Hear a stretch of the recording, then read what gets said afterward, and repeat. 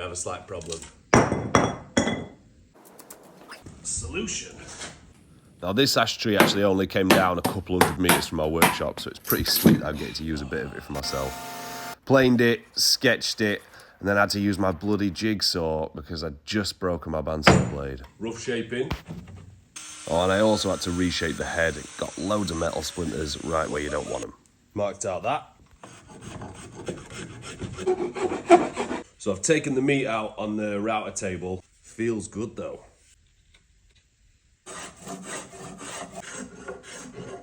a cross-cut blade. Right blade.